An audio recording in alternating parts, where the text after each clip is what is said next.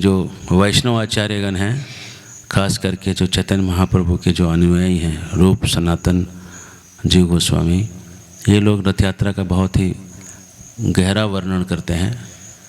ये भक्तिविनोद ठाकुर कहते हैं कि मैं ऐसे जगह जाना चाहता हूँ जहाँ पे राधा रानी मेरी सेवा को लेने के लिए सबसे ज़्यादा उतावली। तो भगवान की सेवा, बहुत सारी सेवा होती है, लेकिन जो सेवा में भगवान के भक्त लोग परेशान हैं कि कैसे होगा, वो सेवा कोई करेगा तो भक्त लोग खुश हो जाएंगे, और जब भक्त लोग खुश हो जाएंगे तो भगवान खुश हो जाएंगे। हम भगवान को प्रसन्न नहीं कर सकते, कृष्ण को प्रसन्न करना बहुत कठिन काम है। कृष्ण कहते हैं सततम कीर्तयन्तो माम, 24 घंटा मेरा कीर्तन करो, रात में सोए नहीं, सोए भी मत, खाए भी नहीं मत, खाओ भी नहीं, सतत क्या करो, कीर्तन करते करते खा सकते हो तो खा सकते हो, बीच में नहीं खाना है, अलग से नहीं खाना है। तो कृष्ण को प्रसन्न करना कठिन है, आसान काम नहीं कृष्ण को प्रसन्न कर लेना, है ना। लेकिन जब भक्त लोग हैं, कृष्ण भगवान जन्माष्टमी में रात के 12 बजे तक फास्टिंग होता है ना। राधाष्टमी में शाम तक ही होता है, दोपहर तक ही होता है, हाँ दोपहर तक ही होता है। इसलिए राधा रानी बहुत कृपालु हैं। तो राधा रानी जो हैं सबसे ज़्यादा चिंतित हैं कृष्ण को वृंदावन लाने के लिए, क्योंकि पता है कि कृष्ण जो है कहीं भी और प्रसन्न नहीं रह सकते। ये बहुत ही गहरा भाव है कि कृष्ण वहाँ प्रसन्न नहीं रहते, इसलिए उसको उनको वृंदावन लाना चाहते हैं कृष्ण के प्रसन्नता के लिए। और ऐसे स्थिति में रथ को जो है, रथ को खींचने वाली राधा रानी है और कोई नहीं खींच सकते रथ को। हम लोग जो हैं समझ लीजिए कि चैतन्य महाप्रभु जो रथ को खींच रहे हैं, जो राधा भाव सुवलितम नौमी कृष्ण स्वरूपम, भगवान चैतन्य महाप्रभु जो कृष्ण हैं, जो राधा के भाव में हैं, वही रथ को खींचते हैं। और हम लोग जो हैं उनके पीछे पीछे रथ को खींच रहे हैं। वो कृष्ण को वृंदावन ले जा सकते हैं, और किसी में शक्ति नहीं है कि कृष्ण को वृंदावन लेके पहुंचा दे। हम लोग सोचते हैं कि हम लोग वृंदावन पहुंचा देंगे, एक्चुअली कृष्ण जो है स्वयं ही खींचते हैं उस रथ को, अपनी ही इच्छा से खींचते हैं। कभी इसलिए रथ रुक जाता है तो कृष्ण की इच्छा है, और कहीं रुक गया रथ तो समझिए कि प्रार्थना करिए और कुछ नहीं कर सकते, है ना, कुछ भी नहीं कर सकते। बारिश आ गया तो क्या करिएगा, प्रार्थना ही कर सकते हैं, कुछ नहीं कर सकते। भगवान को बस प्रार्थना कर सकते हैं कि बारिश रुकाए भगवान तो चलेगा, नहीं रुकाए तो नहीं चलेगा। आप कुछ नहीं कर सकते, आप बस एक ही चीज़ कर सकते हैं, शरण ले सकते हैं, प्रभु आपकी इच्छा, है ना। तो ये जो रथ है, ये रथ चलेगा भक्तों के प्रार्थनाओं से। भगवान देख रहे हैं, हम सबके हृदय में देख रहे हैं, और भगवान जैसा देखेंगे वैसा करेंगे। तो हमें करना है भगवान को प्रसन्न। तो ये रथ यात्रा जो है भगवान को नहीं, भगवान के जो परम भक्त हैं श्री चैतन्य महाप्रभु और उनके अनुयायी जो श्रील प्रभुपाद जी हैं, उनको प्रसन्न करने के लिए हम लोग कर रहे हैं। प्रभु रथ यात्रा तो पहले भी होता था, है ना, लेकिन रथ यात्रा का जो गहरा अर्थ है चैतन्य महाप्रभु के आने के बाद प्रकट हुआ। चैतन्य महाप्रभु के आने के पहले लोग बस रथ को खींचते थे, पहुंचाते थे, लेकिन चैतन्य महाप्रभु उसमें कीर्तन इंट्रोड्यूस किया, कीर्तन उसमें लाया। और चैतन्य महाप्रभु के जो रूप गोस्वामी और सनातन हैं और जीव गोस्वामी, उन्होंने रथ यात्रा के जो चैतन्य महाप्रभु का जो मूड है उसको समझ के उसको लोगों को बताया कि ये क्या चीज़ है, ये रथ यात्रा। तो ये जो रथ है, ये रथ है राधा रानी कृष्ण को वृंदावन पहुंचाना चाहती, कृष्ण की प्रसन्नता के लिए। और चूँकि राधा रानी परेशान है ना, इसलिए यहाँ पे सबसे ज़्यादा कृपा मिलेगा, इसलिए हम उनकी सेवा कर, है ना। ये ऐसे समझिए कि जीव जो है कृष्ण से भटक गया है, और जीव के हृदय में कृष्ण को पहुँचाना है। असली चीज़ ये हो रहा है कि जीव जो हैं कृष्ण से विमुख हो गए हैं, सेवा से विमुख हो गए हैं, उनको सेवा में वापस लगा रहे हैं। तो सबसे बड़े जो ये करने वाले हैं गुरु हैं, परम गुरु हैं, श्रील प्रभुपाद जी हैं, जो कि सभी जीवों को कृष्ण की सेवा में लगा रहे हैं।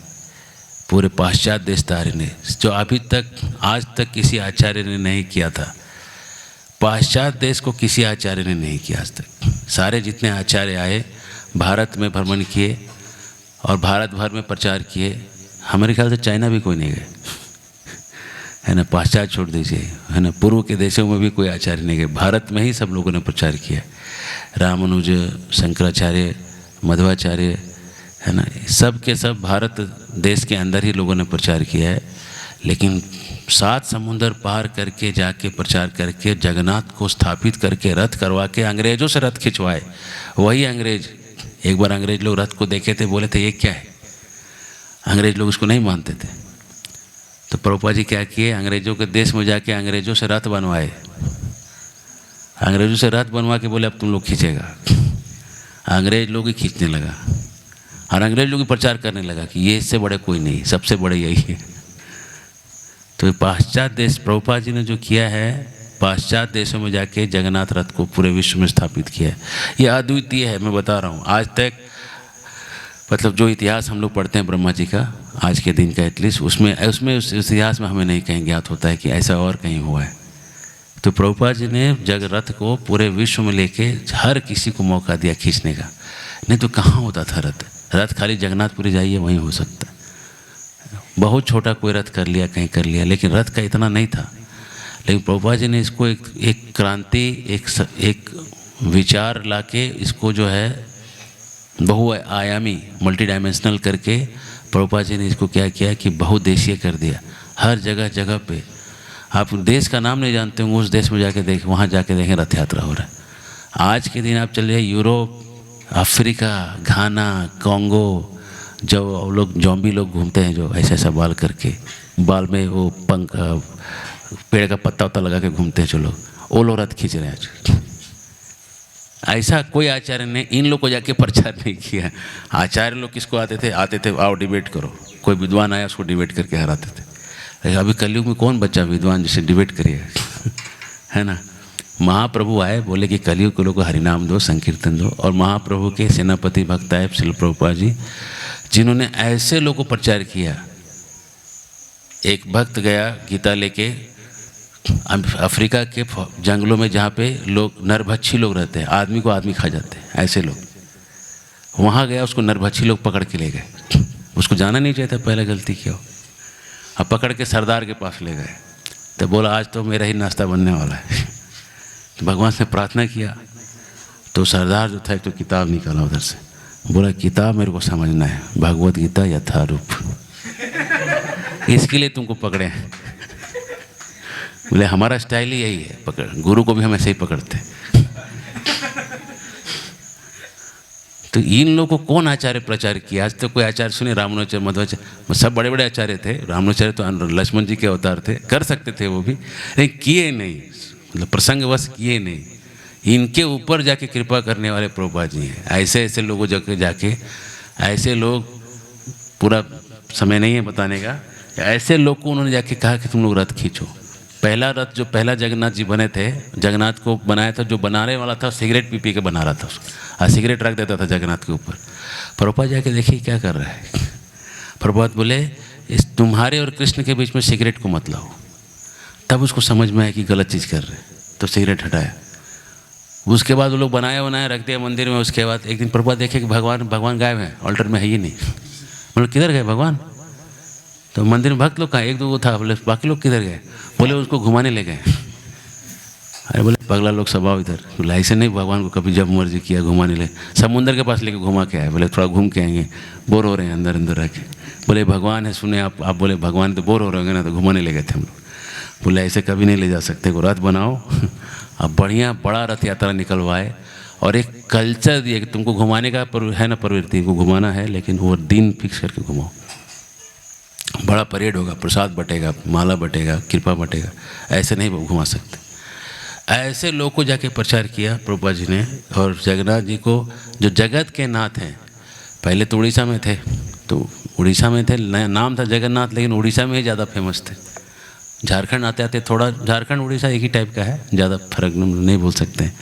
लेकिन दूर जाइएगा तो जगन्नाथ का इफेक्ट, महाराष्ट्र में जाइएगा तो जगन्नाथ नहीं मिलेंगे आपको, है ना। आपको दक्षिण भारत में जाएंगे तो जगन्नाथ नहीं मिलेंगे, दिल्ली उल्ली साइड जाएंगे तो नहीं मिलेंगे। आप बोलेंगे नहीं इधर तो है, सिलवार में है, यहाँ ये तो इतना दूर है, कितना है ना, रात बैठे सुबह पहुँच जाओ। लेकिन इस जगन्नाथ जी को पूरे दुनिया में जो स्थापित कर दिया, जगन्नाथ का नाम जो सार्थक हो गया, वो उनके जगन्नाथ जी को परम सेवक श्रील प्रभुपाद जी के कारण हुआ है।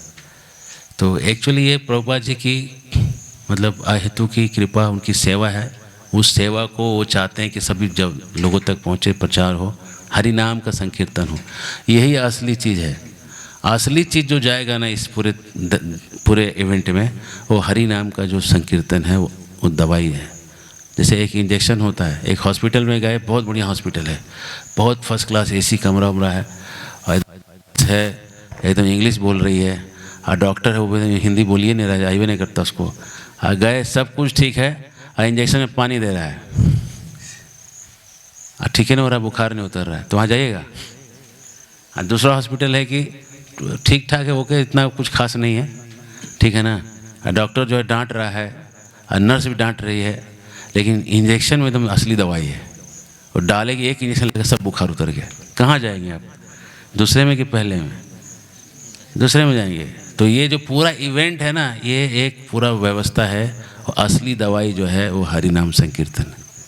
वो दवाई इंजेक्शन के अंदर को जो असली दवाई है हरि नाम, वो अगर असली दवाई नहीं है तो पूरा व्यवस्था जो है एक बढ़िया हॉस्पिटल के जैसे है, लेकिन दवाई वाला पानी, दवाई में पानी मिला हुआ है, उसमें दवाई ही नहीं। तो असली चीज़ जो करेंगे, जो भक्त लोग जब कीर्तन करेंगे, वही असली चीज़ है। जैसे जगन्नाथ जी निकलने वाले, बाकी सब ये पुलिस आएगा, ये आएगा, व्यवस्था होगा, प्रशासन आएगा। अरे जगन्नाथपुरी में जगन्नाथ जी पीछे में रुक जाते हैं, अब पूरा जाके व्यवस्था, इतना पुलिस रहता है, उसका कोई हिसाब नहीं। पूरा उड़ीसा का पुलिस आप देखेंगे कितना पुलिस का, कोई एकदम यहाँ से वहाँ तक एकदम पूरा पुलिस से भरा हुआ है, पूरा उड़ीसा का पुलिस पहुंचा हुआ है, लेकिन वहाँ पे जगन्नाथ जी हिलते ही नहीं। फिर जाके वो चीफ मिनिस्टर आता है, गोड़ लगता है, जगन्नाथ को प्रार्थना करता है, माफ़ी मांगता है, फिर जगन्नाथ हिलने लगते हैं। तो ये जगन्नाथ जी अपनी मर्जी से चलते हैं, किसी के बाप के गुलाम नहीं। लेकिन हरिनाम संकीर्तन जब भक्त लोग करते हैं तो खुश हो जाते हैं। यही असली चीज़ है जो भगवान को प्रसन्न करेगा, जो हरिनाम का संकीर्तन होगा। तो हरिनाम के संकीर्तन के लिए हम लोग को पहले ठीक से जप करना होगा, तभी आप ठीक से संकीर्तन कर सकते हैं। इसलिए अभी हम लोग पहले जप कर लेंगे, और उसके बाद जप खत्म करिए। 6 बज रहा है, अभी 6:10 हो रहा है, 8 बजे तक आप लोग जपा कर लीजिए, है ना। और उसके बाद दर्शन करके, फिर दर्शन आते करके, फिर उसके बाद पूरा दिन पैक हो जाएगा। तो अच्छे से जप करेंगे तो अच्छा संकीर्तन कर सकते हैं। अच्छा संकीर्तन करेंगे, महाप्रभु चैतन्य महाप्रभु प्रसन्न होंगे, और जगन्नाथ प्रसन्न होंगे। आपको चिंता मत करिए, आपको खाली प्रसन्नता किसका देखना है कि प्रभुपाद और चैतन्य महाप्रभु प्रसन्न हुए कि नहीं। ये हो गए तो यश प्रसाद भगवत प्रसाद हो, ये दोनों प्रसन्न हैं तो वो प्रसन्न है, आपको अलग से प्रसन्न। और इसलिए हमको बहुत ध्यान से जप करना चाहिए। श्री हरिनाम संकीर्तन की, रथ यात्रा महामहोत्सव की, शिला प्रभुपाद की, निताय गौर प्रेमानंदे, हरि हरि बोल।